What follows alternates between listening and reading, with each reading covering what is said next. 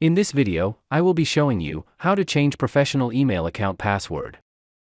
So let's get started with the video. Once we logged into GoDaddy account, we need to click My Products tab from the drop-down menu. And next, we need to click My Account in the top bar of the page. And from the drop-down list, select Email and Office tab.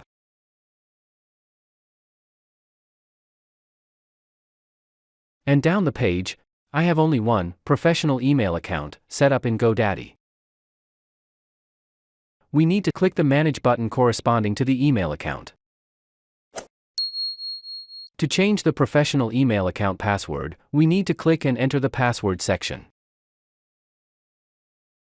And in the pop-up window, we need to type in and enter the new password and confirm the new password.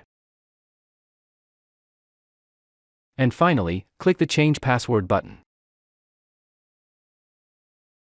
And done, the password of the professional email account has been changed.